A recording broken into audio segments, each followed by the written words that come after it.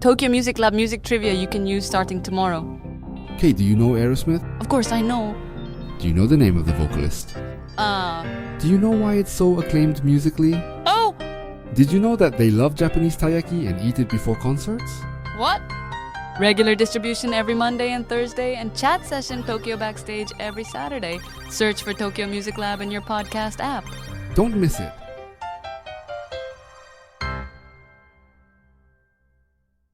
Nippon Broadcasting System Disaster Prevention Podcast, Preparing for the Nankai Trough Earthquake, Part 2.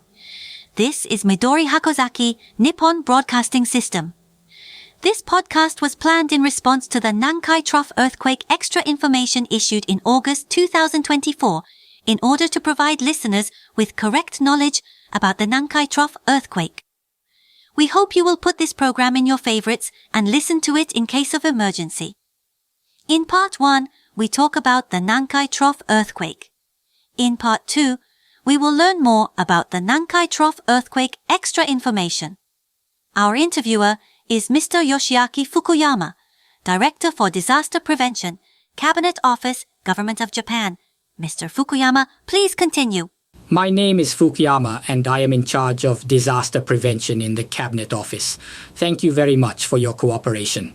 In Part 1, you gave us an overview of the Nankai Trough earthquake, but with all the technological advances, don't you think that the occurrence of earthquakes should be predictable to some extent? Yes. As I mentioned in Part 1, it is still difficult to predict earthquakes with a high degree of certainty.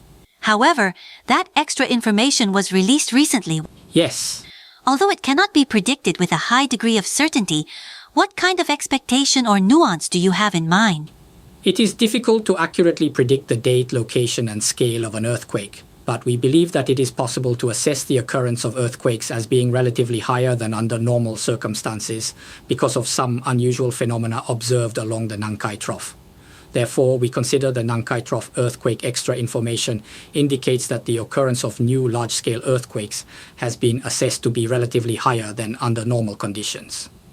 When was Nankai Trough earthquake extra information supposed to be released in the first place? We started to use this information in May 2019, which is about 5 years after the start of its operation, and it was issued on August 8, 2028. How did you come to introduce this extra information? Yes, well, first of all, along the Nankai Trough, mainly in Shizuoka Prefecture. As those of you who are from Shizuoka Prefecture may know, there was an occasion when the Tokai earthquake was loudly announced as an event that could occur at any time.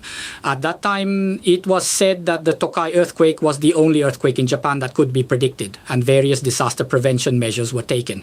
Since the various disaster prevention measures were said to be predictable, for example, schools were closed, stores were closed, major roads were closed, etc., disaster prevention measures were taken that required much more social restrictions than those imposed by the state of emergency at the time of the corona disaster. The reason why this was possible is, again, because it was based on the assumption that we could predict earthquakes with a high degree of accuracy. However, unfortunately, we were not able to predict or forecast the Great East Japan earthquake that occurred in 2011. And based on this lesson, we still cannot predict or forecast earthquakes, but it would be different if we did not issue any alert information when we saw some unusual phenomena. So, to repeat, if we observe any unusual phenomena along the Nankai Trough, and if the possibility of a new large-scale earthquake is assessed to be relatively higher than under normal circumstances, we will issue this Nankai Trough earthquake extra information. The earthquake was introduced as a trigger to encourage residents to reconfirm their daily earthquake preparedness and to take a firm disaster prevention response. Well, the idea that the Tokai earthquake could be predicted was old information, and it could not be predicted. Yes. I see. This time, the extra information has been introduced for the Nankai Trough earthquake, but not for an earthquake directly under the Tokyo metropolitan area, which you mentioned earlier in Part 1 as a highly likely event? That is right. Regarding earthquakes directly under the Tokyo metropolitan area, we are now expecting a magnitude 7 earthquake and another magnitude 8 earthquake along the Sagami Trough, which is the same earthquake that caused the Great Kanto earthquake 101 years ago in the Taisho era. As mentioned in part 1, there is a 70% probability of a magnitude 7 earthquake occurring within the next 30 years. So this extra information is to inform you of the possibility of a new large-scale earthquake occurring. So looking at the past earthquakes that have occurred in the vicinity of the capital, such experiences have not been confirmed so far, which means that this system has not been introduced. The Japan Trench, the Kuril Trench, and now the Pacific side of Hokkaido and the northern part of Tohoku, such as the coasts of Aomori and Iwate, have experienced magnitude 8 class earthquakes in the past, and there is a track record of new large-scale earthquakes occurring a certain size after a certain period of time. Therefore, when a major earthquake occurs in this area, we issue off the coast of Hokkaido and Sanriku subsequent earthquake advisory, which is similar to the Nankai Trough earthquake extra information. Yes, that is correct. Off the coast of Hokkaido and Sanriku subsequent earthquake advisory? Yes. Are there 2 types of earthquake warnings? One for the off the coast of Hokkaido and Sanriku, and the other for the Nankai Trough? As I mentioned earlier, this information is based on our past experience that once a major earthquake has occurred, another major earthquake has occurred after a certain period of time. Now, going back to the Nankai Trough, please tell us once again how the Nankai Trough earthquake extra information is issued. Yes, I am sure that this is the case. As I mentioned in part 1, the assumed epicenter of the Nankai Trough earthquake is Suruga Bay in Shizuoka Prefecture to the east, and Hyuganada Sea in Miyazaki Prefecture to the west on the Pacific Ocean side. If an earthquake of magnitude 6.8 or higher occurs in the assumed epicenter, for example, or if a strain meter, a machine that observes the expansion and contraction of the underground bedrock, detects unusual slow slip, then the earthquake is considered to have occurred. This slow sliding is a phenomenon that is considered to be a precursor to a major earthquake. However, if the slow slip is observed in a place where the slow slip does not usually occur, such as a sudden slip, we will first investigate the possibility of a large-scale earthquake. If an unusual slip is observed, we will first announce that the Nankai Trough earthquake extra information is under investigation, and then an evaluation committee with experts will be convened on an emergency basis to determine whether the phenomenon is related to the next Nankai Trough earthquake. I was very nervous about what would happen during this time of investigation. Various observation data is being collected by various research institutes and organizations other than the JMA. So it was necessary to gather all of this data and have a thorough discussion with experts in seismology and other fields. Did this earthquake meet the criteria for this investigation? Yes, the August 8th Hyuganada earthquake was an earthquake that occurred within the assumed epicenter, and the preliminary magnitude was 7.1, initially 6.9, but about 10 minutes later it was raised to 7.1. This was in line with the 6.8 or higher, so we decided to investigate urgently and issued an extra information under investigation. After that, the evaluation committee discussed the earthquake and finally decided that it was an earthquake that occurred within the assumed epicenter area and that it had a moment magnitude, which is a magnitude that we do not usually hear about, but it was over 7.0. In fact, the moment magnitude of the Hyuganada earthquake was 7.0, which is right at the lower limit, and that is why we issued an extra warning for a huge earthquake. The moment magnitude that you mentioned is a little different from the magnitude that is usually announced.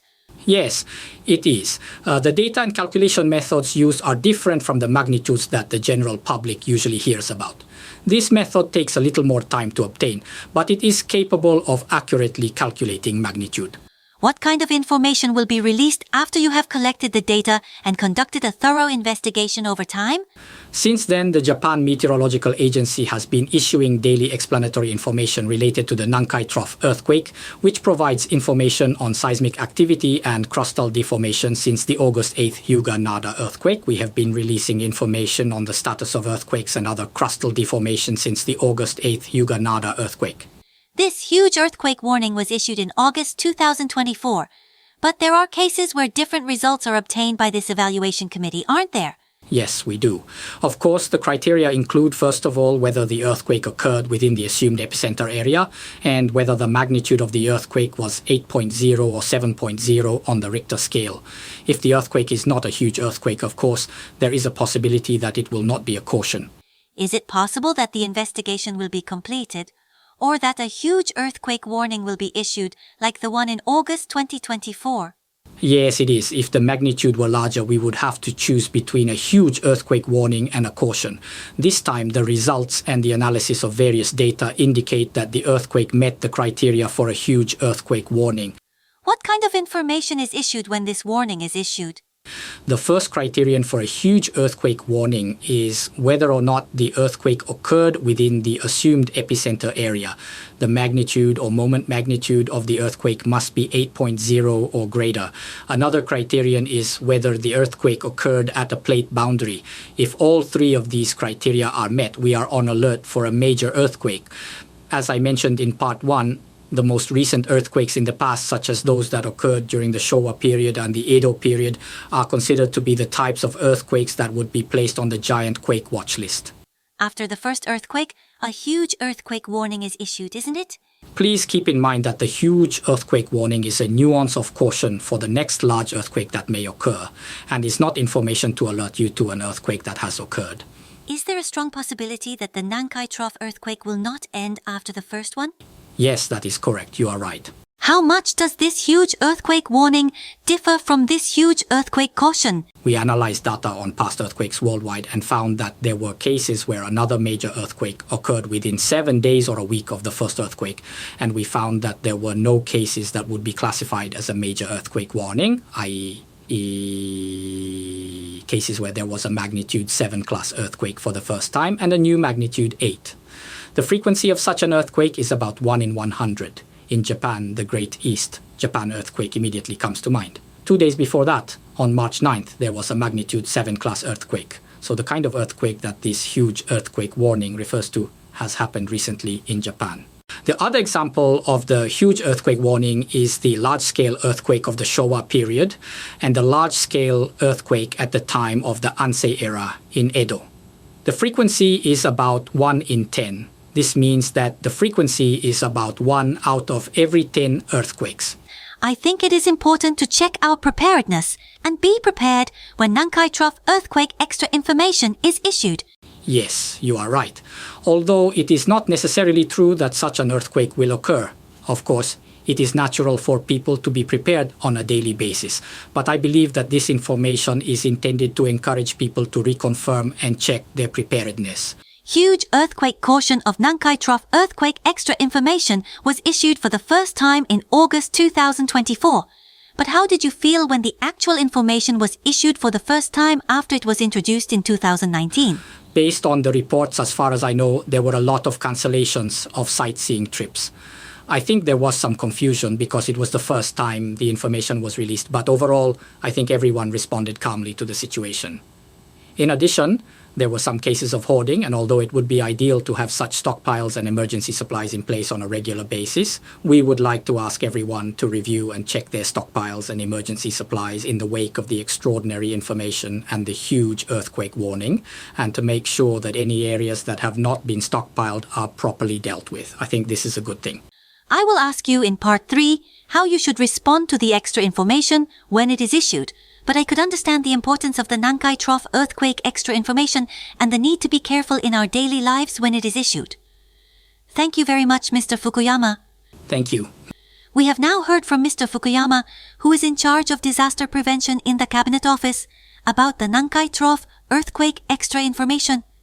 There are different types of extra information, and the frequency of their occurrence differs, so it is important to have the correct knowledge and to respond calmly and firmly to any temporary information that is issued.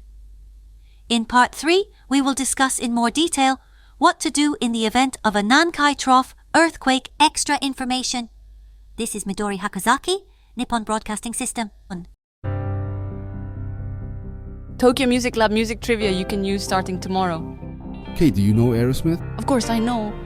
Do you know the name of the vocalist? Do you know why it's so acclaimed musically? Oh! Did you know that they love Japanese taiyaki and eat it before concerts? What? Regular distribution every Monday and Thursday, and chat session Tokyo Backstage every Saturday. Search for Tokyo Music Lab in your podcast app. Don't miss it.